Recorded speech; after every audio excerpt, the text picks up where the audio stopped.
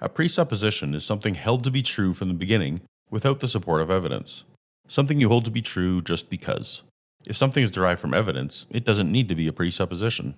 I mentioned fundamental beliefs that we all share. For instance, I believe in a mind-independent reality.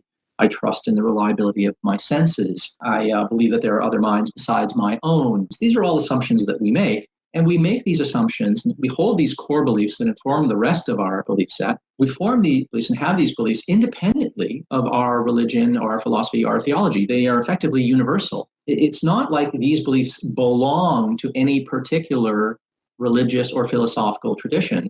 There are some beliefs that cut across all of these so-called worldviews. They're not hermetically sealed. Presuppositions. Presupposition just means what you believe before you look at the information. Before I even look at this, what do I already believe before I see the evidence? So presupposition really has to do with what you're assuming is already true. For someone who wants to pursue truth, no matter where it lies, that whole notion sounds bad.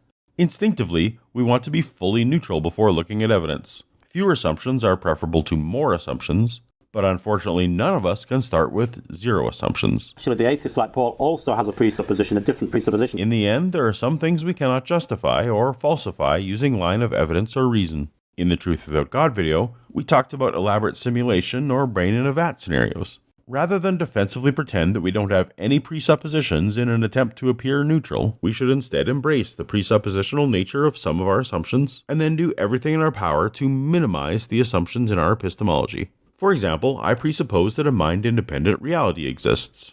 I presuppose that other minds exist. I presuppose some level of uniformity in reality, that the future will behave somewhat similar to the past. I presuppose temporal cause and effect. There are no proposed methods of falsifying any of these claims, meaning we cannot put together an evidential case for them, meaning we have to take them as presuppositions. One is recognizing that we actually have presuppositions. For example, general reliability of our senses is a presupposition. We can't prove that in a non-circular way. And that's really all a presupposition, something you're holding that you admit is entirely circular.